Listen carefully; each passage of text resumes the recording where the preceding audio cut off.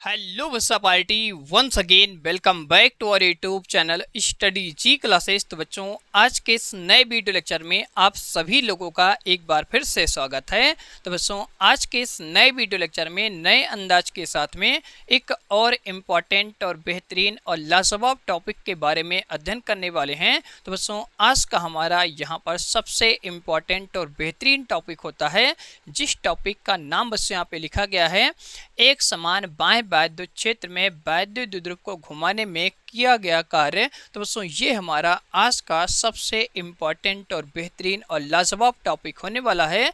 इस टॉपिक के हर एक बेसिक से बेसिक कंसेप्ट के बारे में जड़ के साथ में निचोड़ के साथ में आप सभी लोग को अध्ययन कराने वाले हैं। तो दोस्तों अगर आप सभी लोग को आज की वीडियो पसंद आती है तो इस वीडियो को लाइक करिएगा और अपने दोस्तों के साथ में इस वीडियो लेक्चर को ज़्यादा से ज़्यादा शेयर करिएगा। अगर बच्चों आप सभी लोग चैनल पर पहली बार विजिट कर रहे हैं तो इस चैनल को सब्सक्राइब कर लीजिएगा और नोटिफिकेशन बेल आइकन को प्रेस कर दीजिएगा, जिससे आने वाले सभी लेटेस्ट वीडियो का नोटिफिकेशन मिलता रहे आप सभी लोग को सबसे पहले। तो इसी के साथ बच्चों यहाँ पर हम इस टॉपिक की शुरुआत करते हैं। तो बच्चों आज का हमारा यहाँ पर सबसे इम्पॉर्टेंट और बेहतरीन टॉपिक होता है, जिस टॉपिक का नाम बच्चों यहाँ पे लिखा गया है एक समान बाह्य वैद्युत क्षेत्र में वैद्युत द्विध्रुव को घुमाने में किया गया कार्य। तो बच्चों ये हमारा आज का सबसे इम्पॉर्टेंट और बेहतरीन टॉपिक होने वाला है। तो बच्चों इस टॉपिक के अंतर्गत यहाँ पर हम सबसे पहले बात करने वाले हैं कि बच्चों यहाँ पर हमारा एक समान बाह्य वैद्युत क्षेत्र होता क्या है। तो बच्चों इस टॉपिक के हर एक बेसिक से बेसिक पॉइंट के बारे में आज के इस वीडियो लेक्चर में सबसे पहले बच्चों हम यहाँ पर चर्चा करने वाले हैं। तो बच्चों यहाँ पर हम सबसे पहले समझने वाले हैं कि एक समान हमारा बाह्य वैद्युत क्षेत्र होता क्या है। तो बच्चों इसके लिए यहाँ पर हम दो इम्पॉर्टेंट कंडीशन के बारे में बात करने वाले हैं।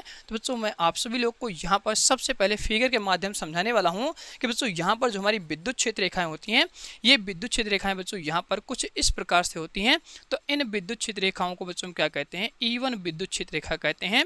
इसी प्रकार से बच्चों यहाँ पर बहुत सारी विद्युत क्षेत्र रेखाएं होती हैं। तो बच्चों इन सभी अलग अलग विद्युत क्षेत्र रेखाओं को यहाँ पर हम अलग अलग नाम से निरूपित करते हैं। तो बच्चों यहाँ पर जो हमारी अगली विद्युत क्षेत्र रेखा होती है इसको बच्चों यहाँ पर हम E2 विद्युत क्षेत्र रेखा कहते हैं।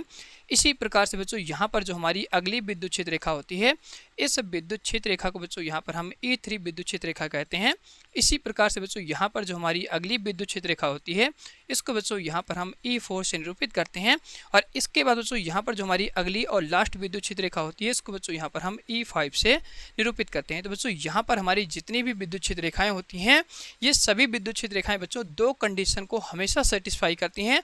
अगर इन दोनों कंडीशन को ये विद्युत क्षेत्र रेखाएं सेटिस्फाई करती हैं तो बच्चों यहाँ पर हम कह सकते हैं कि यहाँ पर जो हमारा बना हुआ वैद्युत क्षेत्र होता है इसी वैद्युत क्षेत्र को बच्चों क्या कहते हैं, एक समान बाह्य वैद्युत क्षेत्र कहते हैं। तो बच्चों यहाँ पर हमारी सबसे पहले जो कंडीशन होती है वो बच्चों ये होती है कि यहाँ पर हमारी जितनी विद्युत क्षेत्र रेखाएं होती हैं सभी विद्युत क्षेत्र रेखाएं आपस में एक दूसरे के समांतर होती हैं। तो बच्चों यहाँ पर आप फिगर को देख करके बता सकते हैं कि जो हमारी E1 विद्युत क्षेत्र रेखा होती है और यहाँ पर बच्चों जो हमारी E2 विद्युत क्षेत्र रेखा होती है और यहाँ पर जो हमारी E3 और यहाँ पर जो हमारी E4 और यहाँ पर जो हमारी E5 ये सभी विद्युत क्षेत्र रेखाएं बच्चों क्या होती हैं, आपस में एक दूसरे के समांतर होती हैं। तो बच्चों ये इसकी क्या होती है, सबसे पहली कंडीशन होती है। अगर बच्चों यहीं पर हम बात करते हैं दूसरी कंडीशन की तो बच्चों यहाँ पर जो हमारी दूसरी कंडीशन होती है वो ये होती है कि अगर ये सभी विद्युत क्षेत्र रेखाएं एक ही दिशा में होती हैं तो इन्हीं विद्युत क्षेत्र रेखाओं को बच्चों क्या कहते हैं, एक समान बाह्य वैद्युत क्षेत्र रेखा कहते हैं। तो बच्चों यहाँ पर आप सभी लोग फिगर में अच्छी तरह देख सकते हैं कि जो हमारा E1, E2, E3, E4 और E5 ये सभी विद्युत क्षेत्र रेखाएं बच्चों ये एक ही दिशा में होती हैं। तो ऐसे बने वैद्युत क्षेत्र को बच्चों क्या कहते हैं, एक समान बाह्य वैद्युत क्षेत्र कहते हैं। और बच्चों यहाँ पर हम मान सकते हैं कि जितनी हमारी विद्युत क्षेत्र रेखाएं होती हैं इन सभी विद्युत क्षेत्र रेखाओं को बच्चों क्या कहते हैं, E से निरूपित करते हैं। तो बच्चों यहाँ पर आप सभी लोग जानते हैं कि अगर हमारी विद्युत क्षेत्र रेखाएं एक ही दिशा में होती हैं और आपस में एक दूसरे के समांतर होती हैं तो बच्चों इन सभी का मान क्या होता है, आपस में बराबर होता है। इसीलिए बच्चों हम क्या करते हैं, इन सभी विद्युत क्षेत्र रेखाओं को E से निरूपित करते हैं। तो यहाँ तक आप सभी लोग को हर एक बेसिक पॉइंट, हर एक बेसिक कंसेप्ट अच्छी तरह समझ आएगा।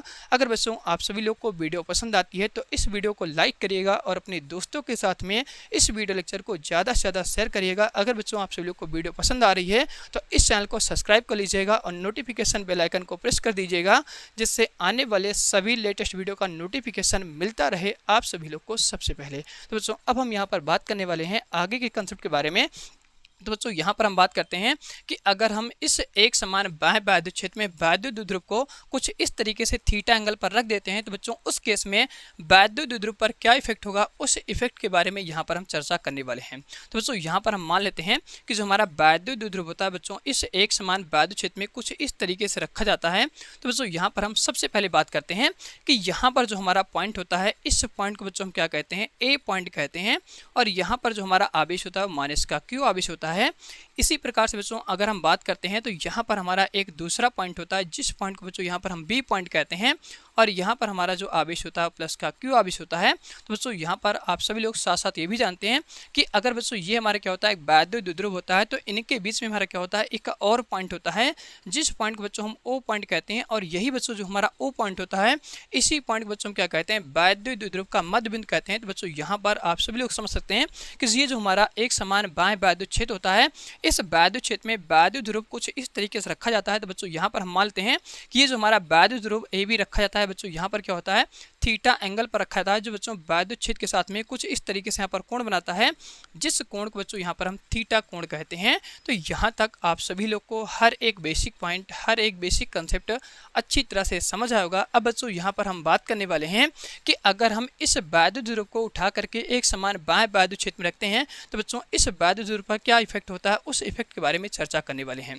तो बच्चों यहाँ पर आप सभी जानते हैं कि जो हमारा वैद्युत क्षेत्र होता है ये बच्चों हमारा कैसा होता है, एक समान बाह्य वैद्युत क्षेत्र होता है, और इस वैद्युत क्षेत्र में अगर बच्चों हम क्या करते हैं वैद्युत ध्रुव को उठा करके कुछ इस तरीके से रखते हैं तो बच्चों यहाँ पर क्या होता है एक बल आरोपित होता है, और वो बल बच्चों क्या करता है इस वैद्युत ध्रुव को इस तरीके से यहाँ पर घुमाने की कोशिश करता है, और जब बच्चों हमारा वैद्युत ध्रुव इस तरीके से यहाँ पर घूमता है तो यहाँ पर जो हमारा बल कार्य करता है उस बल को बच्चों क्या कहते हैं, बल आघूर्ण कहते हैं, या बच्चों उसे हम दूसरे शब्दों में या दूसरे नाम से बच्चों हम क्या कहते हैं उसे बल युग्म आघूर्ण कहते हैं, जिसको बच्चों यहाँ पर हम टार्क से रिप्रेजेंट करते हैं। तो बच्चों आप सभी लोग यहाँ पर जानते हैं कि अगर हमारी कोई बॉडी यहाँ पर घूमती है तो उस पर जो हमारा बल कार्य करता है उस बल को बच्चों क्या कहते हैं, बल आघूर्ण कहते हैं। तो बच्चों यहाँ पर हम आगे लिखने वाले हैं सबसे पहले कंसेप्ट के बारे में। तो बच्चों यहाँ पर हम हैशटैग करके लिखने वाले हैं बल युग्म आघूर्ण के अनुसार। तो बच्चों यहाँ से लिखेंगे बल युग्म आघूर्ण के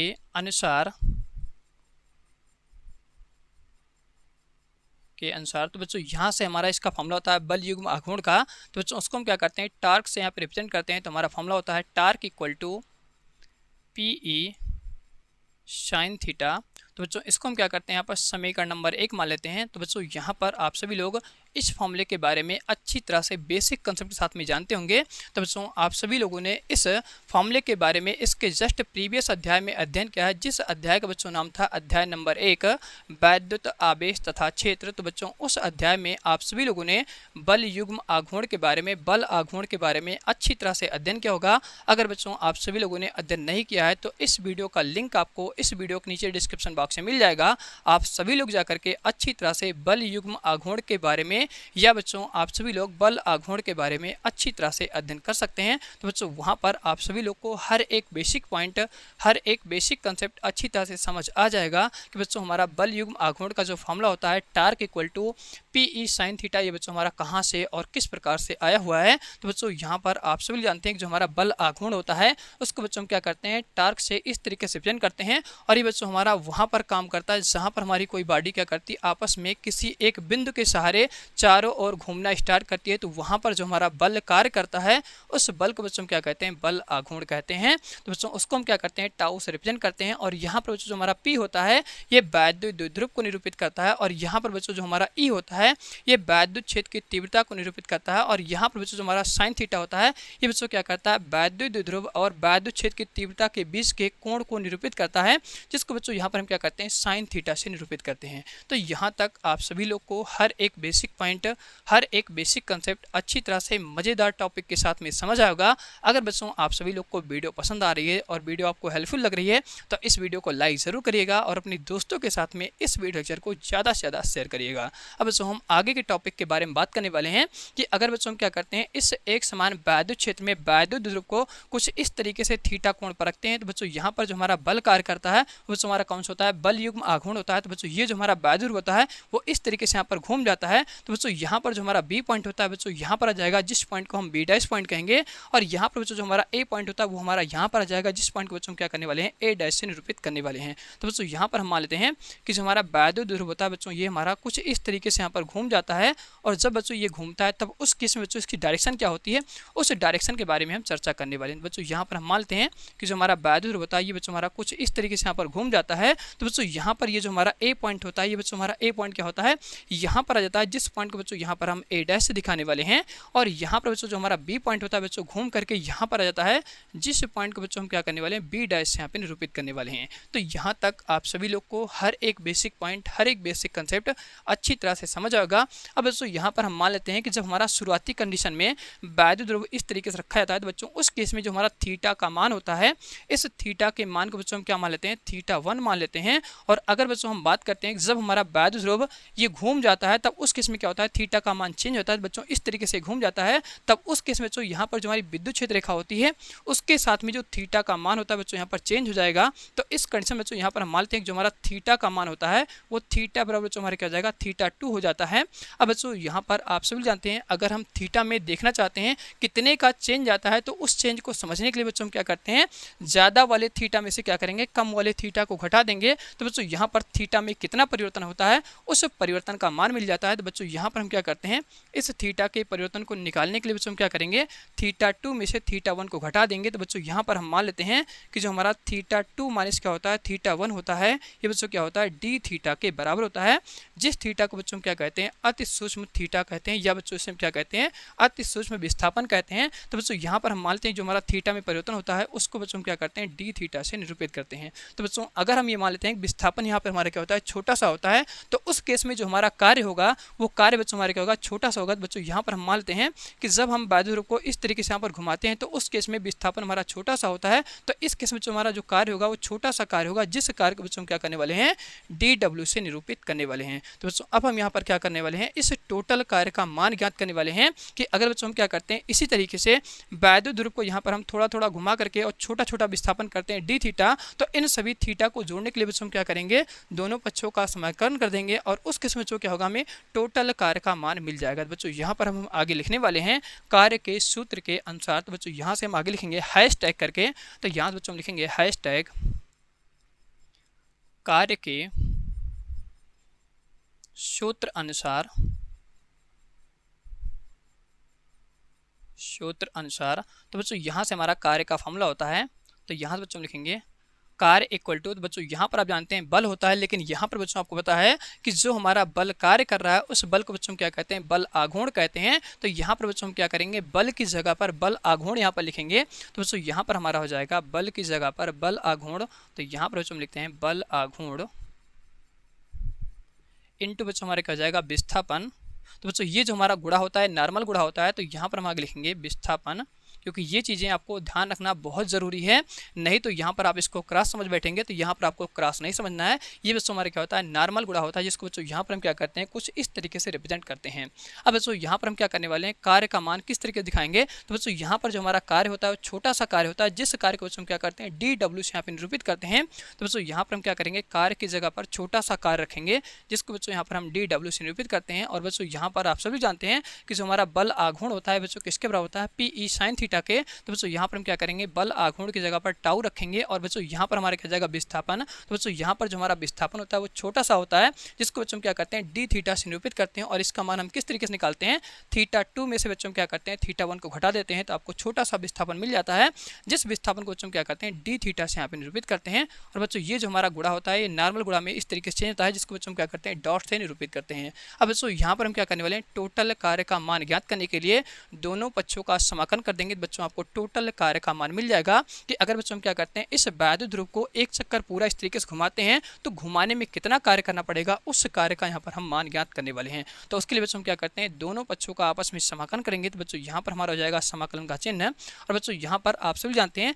कि अगर हम छोटे से कार्य का समाकलन करते हैं तो बच्चों ये हमारा क्या होता है बड़े से कार्य के बराबर होता है। तो बच्चों यहाँ पर हम क्या करेंगे डी डब्ल्यू का जब समाकलन करते हैं तो बच्चों हमारा क्या हो जाएगा डब्ल्यू के बराबर हो जाएगा। तो यहाँ पर बच्चों हम क्या करेंगे इसकी जगह पर डब्ल्यू लिखेंगे। और बच्चों यहाँ पर आप सभी जानते हैं कि जो हमारा टार्क होता है यहाँ पर टार्क का मान हम क्या करेंगे समीकरण 1 से रख देंगे। तो बच्चों यहाँ पर हम लिखेंगे समाकलन और यहाँ पर हमारा क्या हो जाएगा टार्क की जगह पर हो जाएगा P E sine theta into बच्चों हमारे क्या चल रहा है डी थीटा। और यहाँ पर बच्चों अब हम बात करेंगे लिमिट की, क्योंकि बच्चों यहाँ पर ये हमारा कंडीशन क्या होता है वेरिएबल होता है। यहाँ पर चीज़ें बार बार चेंज हो रही हैं क्योंकि आपको पता है थीटा का मान इस तरीके से हम बहुत बार चेंज कर सकते हैं। तो इसीलिए बच्चों यहाँ पर क्या करेंगे लिमिट की बात करेंगे। तो बच्चों यहाँ पर आप सभी जानते हैं कि जो हमारा शुरुआती कंडीशन में वैद्युत ध्रुव रखा जाता है उस केस में बच्चों क्या होता है थीटा का मान थीटा 1 के बराबर होता है। और जब बच्चों क्या करते हैं इस वैद्युत ध्रुव को उठा करके इस तरीके से घुमा देते हैं तो उस केस में बच्चों हमारे क्या होता है थीटा में परिवर्तन होता है, जिस परिवर्तन को बच्चों क्या करते हैं थीटा बराबर यहाँ पर थीटा 2 से निरूपित करते हैं। तो बच्चों यहाँ पर जो हमारा शुरुआती कंडीशन में थीटा का मान होता है उसको बच्चों क्या कहते हैं थीटा 1 कहते हैं। और बाद में बच्चों जो हमारा थीटा का मान होता है वो क्या हो जाएगा थीटा बराबर थीटा 2 हो जाता है। तो बच्चों यहाँ पर जो हमारा थीटा 1 होता है ये निचली सीमा को निरूपित करता है और बच्चों यहाँ पर जो हमारा थीटा 2 होता है ये ऊपरी सीमा को निरूपित करता है। तो बच्चों यहाँ पर आप सभी जानते हैं जो हमारी निचली सीमा होती है उसको बच्चों यहाँ पर हम नीचे लिखते हैं। तो यहाँ पर हमारा हो जाएगा थीटा 1 और यहाँ पर बच्चों हमारे क्या चलेगा थीटा 2। अब इसके बाद बच्चों यहाँ पर आपको नॉर्मल मैथमेटिक्स का यूज़ करना है और बच्चों यहाँ पर हम क्या करेंगे टोटल कार्य का मान ज्ञात कर लेंगे। तो यहाँ तक आप सभी लोग को हर एक बेसिक पॉइंट हर एक बेसिक कंसेप्ट अच्छी तरह समझ आएगा। तो बच्चों आप सभी लोग इस वीडियो को लाइक ज़रूर करिएगा और अपने दोस्तों के साथ में इस वीडियो लेक्चर को ज़्यादा से ज़्यादा शेयर करिएगा। तो बच्चों अब हम यहाँ पर क्या करने वाले हैं इस फॉर्मूले को और आगे यहाँ पर ड्राइव करने वाले हैं। तो बच्चों यहाँ पर अब हम सबसे पहले लिखने वाले हैं कार्य। तो बच्चों यहाँ से हमारा हो जाएगा कार्य। अब बच्चों यहाँ पर आप सभी जानते हैं कि समाकलन के अंदर में हमारी जो भी चीज़ें नियतांक होती हैं वो समाकलन से बाहर आ जाती हैं। तो बच्चों यहाँ पर आप सभी जानते हैं कि जो हमारा वैद्युत क्षेत्र होता है बच्चों कैसा होता है एक समान होता है। तो इस केस में हमारे क्या होता है जो टोटल वैद्युत क्षेत्र होता है बच्चों हमारे क्या होता है ई के बराबर होता है। तो बच्चों यहाँ पर जो हमारा वैद्युत क्षेत्र ई होता है बच्चों नियतांक होता है। तो उस केस में हमारे क्या होता है वैद्युत ध्रुव का मान यहाँ पर फिक्स होता है। तो बच्चों यहाँ पर हमारे क्या हो जाएगा पी और ई आपस में नियतांक हो जाएगा। तो बच्चों यहाँ पर हम क्या करेंगे समाकलन से बाहर पी को यहाँ पर हम ले लेंगे। तो बच्चों यहाँ से हम लिखते हैं पी ई और यहाँ से बच्चों हमारा हो जाएगा समाकलन। तो बच्चों यहाँ से हमारा चल रहा है थीटा 1 से लेकर के थीटा 2 तक इसकी लिमिट। और यहाँ पर बच्चों हमारा समाकलन के अंदर बचेगा साइन थीटा इंटू बच्चों क्या हो जाएगा डी थीटा। अब बच्चों आप सभी लोगों ने नॉर्मल मैथमेटिक्स में यहाँ पे अध्ययन किया है कि अगर हम क्या करते हैं sine theta into D theta का बच्चों क्या करते हैं समाकलन करते हैं तो बच्चों ये हमारा क्या होता है माइनस के कॉस थीटा के बराबर होता है। तो बच्चों इस तरीके से हम क्या करते हैं क्लास 12 का मैथमेटिक्स का फॉर्मूला यूज़ करके बच्चों यहाँ पर हम क्या करेंगे साइन थीटा डी थीटा का समाकलन करेंगे तो बच्चों हमारे क्या होता है माइनस के कॉस थीटा के बराबर हो जाता है। तो बच्चों इन सभी चीज़ की जगह हम क्या करने वाले हैं इस वाली वैल्यू को रखने वाले हैं। तो बच्चों यहाँ पर हम क्या करते हैं इस तरीके से साइन थीटा का समाकलन अच्छी तरह से कर लेते हैं। अगर बच्चों यहाँ पर आप सभी लोग को कोई डाउट हो तो नीचे कमेंट बॉक्स में कमेंट करके आप जरूर बताएगा। तो बच्चों यहाँ पर अब हम क्या करने वाले हैं साइन थीटा का समाकलन करते हैं। तो बच्चों यहाँ से मिल जाएगा टोटल कार्य। तो बच्चों यहाँ से हमारा जाएगा कार्य इक्वल टू पी ई और यहाँ से बच्चों हमारा चलेगा इस ब्रैकेट। अब बच्चों आपको पता है कि जब हम इसका समाकलन कर देते हैं तो यहाँ पर क्या करते हैं इस चीज़ को यहाँ पर हम स्क्वायर ब्रैकेट में इस तरीके से करके लिखने वाले हैं। बच्चों यहाँ से हम लिखेंगे माइनस का कॉस थीटा। और बच्चों ये जो हमारी यहाँ पे लिमिट चल रही है निचली सीमा और ऊपरी सीमा ये बच्चों जब हम किसी का समाकलन कर लेते हैं तो उस केस में ये लिमिट बच्चों हमारी क्या होती है साइड में जाती है। तो यहाँ पर बच्चों हम लिखेंगे थीटा 1 से लेकर के थीटा 2 तक इसकी बच्चों यहाँ पे लिमिट हो जाएगी। अब यहाँ पर बच्चों हम क्या करते हैं इस माइनस को यहाँ पर बाहर ले लेंगे। तो बच्चों यहाँ पर आपको टोटल कार्य मिल जाएगा। कार्य बराबर बच्चों हमारे क्या हो जाएगा माइनस का पी ई और इसके बाद बच्चों यहाँ पर हम क्या करने वाले हैं इस लिमिट को पुट करने वाले हैं। बच्चों यहाँ पर हम क्या करेंगे थीटा की जगह पर सबसे पहले बच्चों हम क्या करेंगे अपर लिमिट को रखेंगे। तो यहाँ से बच्चों हमारा जाएगा cos थीटा। तो बच्चों यहाँ पर हम क्या करेंगे थीटा की जगह पर थीटा 2 रखेंगे। और यहाँ पर बच्चों आप सभी जानते हैं जब हम लिमिट को पुट करते हैं तो यहाँ पर बच्चों हमारे क्या होता है बीच में माइनस आता है। तो यहाँ पर हम माइनस लगा देंगे और इसके बाद बच्चों हम क्या करेंगे यहाँ पर इसकी निचली सीमा को रखेंगे। तो बच्चों यहाँ पर हम लिखेंगे cos थीटा और यहाँ पर बच्चों हम क्या करने वाले हैं थीटा की जगह पर थीटा 1 रखेंगे। तो बच्चों यहाँ पर हमारे क्या जाएगा थीटा 1 आ जाएगा। और बच्चों अब हम क्या करते हैं इस माइनस को अंदर में गुणा कर देंगे। तो बच्चों यहाँ पर आपको टोटल कार्य का मान मिल जाएगा। तो बच्चों यहाँ से हमारा जाएगा पी ई और यहाँ पर बच्चों हमारे क्या हो जाएगा जो cos थीटा 2 होता है बच्चों हमारा नेगेटिव हो जाएगा और ये हमारे क्या हो जाएगा पॉजिटिव हो जाएगा। तो बच्चों यहाँ पर हम क्या करते हैं पॉजिटिव वाली चीज़ों को पहले लिखते हैं। तो यहाँ से बच्चों हम लिखेंगे cos थीटा 1 माइनस बच्चों हमारे क्या हो जाएगा cos थीटा 2 हो जाएगा। तो बच्चों यही हमारा क्या होता है कार्य का टोटल फॉर्मूला होता है। तो बच्चों ये हमारा सबसे इंपॉर्टेंट और बेहतरीन फॉर्मूला होने वाला है। अब बच्चों हम इसी फॉर्मूले की मदद से यहाँ पर हम किताब वाले फॉर्मूले को प्राप्त करने वाले हैं। तो बच्चों किताब वाले फॉर्मूले को हम किस तरीके से निकालने वाले हैं वो मैं आप सभी लोग को हर एक बेसिक पॉइंट हर एक बेसिक बेसिक कंसेप्ट के साथ में समझाने वाला हूँ। तो बच्चों अब हम यहाँ पर लिखने वाले हैं मुख्य स्थित। तो बच्चों यहाँ पर आप सभी जानते हैं कि जो हमारी इसकी मुख्य स्थिति होती है उसको बच्चों हम क्या करते हैं हैशटैग करके यहाँ पर लिखने वाले हैं। तो बच्चों यहाँ पर हम सबसे पहले मान लेते हैं कि जब हमारा वैद्य ध्रुव रखा है तो बच्चों हमारा वो कुछ इस तरीके रखा गया होता है। तो बच्चों इस केस में मान लेते हैं कि जो हमारा θ1 का मान होता है बच्चों क्या होता है 0 के बराबर होता है। तो बच्चों अगर आप सभी लोग यहाँ पर 0 की बात करेंगे तो इस कंडीशन में बच्चों आप सभी लोग यहाँ पर जानते हैं कि जो हमारी विद्युत क्षेत्र रेखाएं होती है वो इस तरीके से होती हैं। तो इस केस बच्चों हमारा जो वैद्य ध्रुव होगा वो इस तरीके से यहाँ पर रखा जाएगा। तो बच्चों आप कह सकते हैं कि वैद्युत क्षेत्र और यहाँ पर जो हमारा वैद्य ध्रुव होता है इनके बीच में जो हमारा कोण होता है बच्चों क्या होता है 0 डिग्री होता है। और इसी स्थिति को बच्चों क्या कहते हैं साम्य स्थित कहते हैं। तो बच्चों यहाँ पर हम सबसे पहली कंडीशन लिखने वाले हैं कि जो हमारा θ1 होता है इसको बच्चों हम क्या करने वाले हैं 0 के बराबर मान लेते हैं। तो बच्चों यहाँ पर आप सभी लोग लिख सकते हैं माना। तो बच्चों यहाँ पर हम लिखेंगे माना, यहाँ से बच्चों हमारे क्या जाएगा θ1 बराबर 0 डिग्री होता है। और यहाँ पर बच्चों हम क्या करते हैं θ2 को यहाँ पर बच्चों हम θ के बराबर मान लेते हैं। तो इस प्रकार से बच्चों यहाँ पर हम किताब वाला फॉर्मूला अच्छी तरह से अडॉप्ट कर पाते हैं। तो बच्चों यहाँ पर हम क्या करने वाले हैं इसी फॉर्मूले का यूज़ करने वाले हैं। तो यहाँ पर बच्चों हम लिखेंगे कार इक्वल टू, तो यहाँ से बच्चों हमारा फॉर्मूला चल रहा है PE और यहाँ पर बच्चों हम क्या करने वाले हैं cos θ1 की जगह पर हम 0 डिग्री पुट करेंगे। तो यहाँ से बच्चों हम लिखेंगे cos थीटा, यहाँ से हमारा जाएगा 0 डिग्री माइनस बच्चों यहाँ से हमारा क्या हो जाएगा cos θ2। तो यहाँ पर बच्चों हम क्या करेंगे θ2 की जगह पे थीटा रखेंगे। और यहाँ पर बच्चों आप सभी लोग अच्छी तरह से जानते हैं कि अगर हम cos θ 0 डिग्री की बात करते हैं तो यहाँ पर बच्चों इसकी वैल्यू क्या होती है 1 के बराबर होती है। तो यहाँ पर बच्चों आप सभी लोग को अच्छी तरह से किताब वाला फॉर्मूला मिल जाता है PE। और यहाँ पर बच्चों हमारे क्या जाएगा cos θ 0 की जगह वैल्यू हो जाएगी 1 और यहाँ से बच्चों हमारा चल रहा है cos θ। तो बच्चों इस तरीके से हम क्या करते हैं किताब वाला फॉर्मूला अच्छी तरह से बेसिक कंसेप्ट के साथ में यहाँ पे फाइंड आउट कर लेते हैं। और आप सभी लोग को हर एक बेसिक पॉइंट हर एक बेसिक कंसेप्ट अच्छी तरह समझ आता है। अब बच्चों यहाँ पर इसके आप दो स्पेशल कंडीशन के बारे में बात कर सकते हैं कि बच्चों कहाँ पर हमें बल का मान ज़्यादा ज्ञात होता है और कहाँ पर बच्चों हमें बल का मान यहाँ पर कम ज्ञात होता है। तो इसको ज्ञात करने के लिए बच्चों हम क्या करते हैं एक बार थीटा की वैल्यू हम क्या करेंगे 90 डिग्री मान लेंगे और एक बार बच्चों हम क्या करेंगे थीटा की वैल्यू यहाँ पर 0 डिग्री मान लेंगे। तो बच्चों इस तरीके से आप दो कंडीशन मान करके बल आघूर्ण का मान या बच्चों आप टोटल कार्य का मान अधिकतम और न्यूनतम अच्छी तरह से ज्ञात कर सकते हैं। तो इसी के साथ बच्चों यहाँ पर हम आज का वीडियो इसी पे एंड करते हैं। अब मिलते हैं आप सभी लोगों के साथ में बहुत जल्द अगले वीडियो लेक्चर के साथ में। तो बच्चों आज का हमारा जो यहाँ पर अध्याय चल रहा है ये अध्याय बच्चों इसी पर एंड होता है। अब बच्चों मैं आप सभी लोगों से बहुत जल्द मुलाकात करता हूँ नए अध्याय के साथ में। तो बच्चों हमारा नया अध्याय यहाँ पर स्टार्ट होने वाला है संधारित्र, जो बच्चों काफ़ी ज़्यादा इंपॉर्टेंट और बेहतरीन और लाजवाब होने वाला है। इस अध्याय की शुरुआत बच्चों यहाँ पर हम लाजवाब तरीके के साथ में बेसिक कंसेप्ट के साथ में करने वाले हैं।